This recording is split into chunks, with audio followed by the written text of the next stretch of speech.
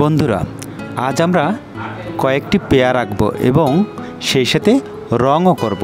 তো আমরা কিভাবে আঁকবো এবং রং করব তা আজকে এখানে দেখব। পেয়ারা আঁকার শুরুতে আমরা পেন্সিল দ্বারা খসড়া করে নেব। আমাদের এই খসড়া করার সময় মনে রাখতে হবে পেয়ারার পাতাগুলো কোন ধরনের ক্যারেক্টার হয়ে থাকে। অর্থাৎ আমি বলছি যে বট পাতার ক্যারেক্টার এক ধরনের, আম পাতার ক্যারেক্টার এক ধরনের, এটা কিন্তু খেয়াল রাখতে হবে। এবারে আমরা মার্কার দ্বারা আউটলাইন করব।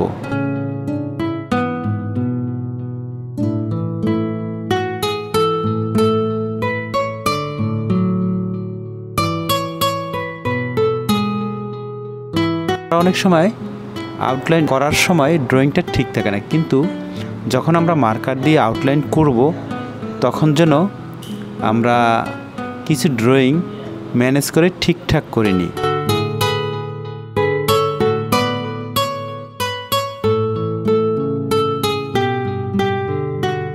এখানে আমরা পেন্সিল দ্বারা যখন লেআউট করেছি তখন কিছু ড্রয়িংয়ে ভুল থাকতে পারে, কিন্তু যখন আমরা মার্কার দিয়ে আউটলাইন করব তখন যেন সেই ভুলগুলো ঠিক করে নিই।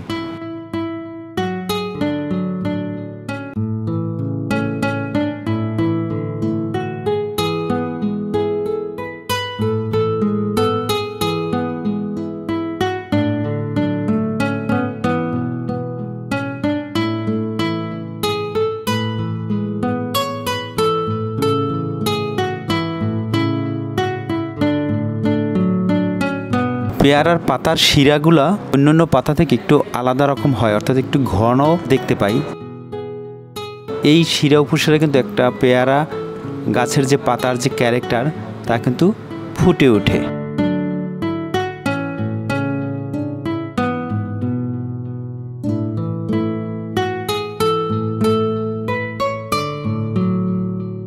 আমরা পরবর্তীতে লেআউট হয়ে গেলে আমরা ইরেজ করে নেব। এখন আমরা অয়েল প্যাস্টেল কালার ব্যবহার করছি। শুরুতে আমরা লাইট কালার দিব। পেয়ারাটা একটু সবুজ থাকে, সবুজের উপরে লাইট সবুজ থাকে, হাইলাইটের জায়গায় আমরা ইয়েলো কালার ব্যবহার করব। এভাবে প্রথম একটা লাইট কালার দিয়ে আমরা পেয়ারা পাতায় আমরা টোন দিয়ে দেব।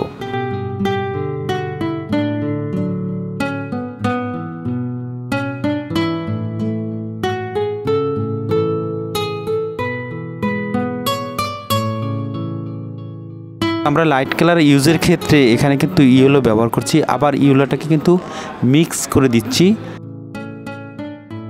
সবুজ কালার দিয়ে ইয়েলো কালারটা মিক্স করে দিচ্ছি। অর্থাৎ বেশি যদি আমরা ইয়েলো কালার ব্যবহার করি তাহলে কালারটা কটকটে লাগবে, দেখতে খারাপ লাগবে। তাই আমরা একটু হালকা সবুজ দিয়ে দিচ্ছি যাতে এটা আমাদের চোখে মিষ্টি লাগে, অর্থাৎ সফট মনে হয়। আমরা কিছুক্ষণ কালার করার পরে যদি একটু নোংরা হয়ে যায় আমরা টিস্যু পেপার দিয়ে ঘষে নিতে পারি বা মুছে নিতে পারি। যাই হোক, এখানে কিন্তু আমরা পেয়ারার কিছু অংশে ডার্ক কালার ব্যবহার করছি।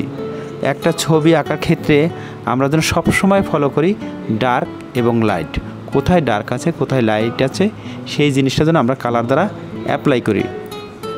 এখানে আমরা একটু ব্রাউন কালার ব্যবহার করছি। আমরা বোটায় অনেক সময় দেখব সবুজও থাকে আবার ব্রাউনও থাকে, নিচের দিকে কিছু পাতা মরে যায়, সে জায়গায় আমরা ব্রাউন ব্যবহার করতে পারি।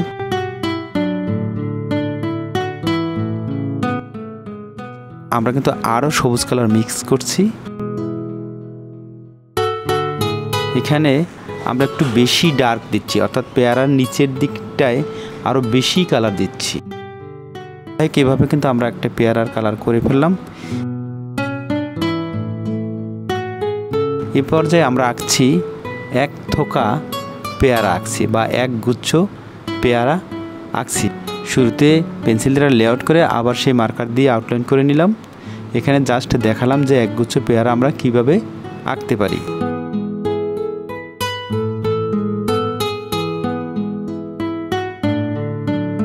এখানে 3টি ড্রয়িং করা হলো, তোমাদের যেটা ভালো মনে হয় তোমরা সেটা করবে। আর এতক্ষণ ভিডিওটি দেখার জন্য অসংখ্য ধন্যবাদ। আর যদি সম্ভব হয় সাবস্ক্রাইব করার অনুরোধ থাকলো।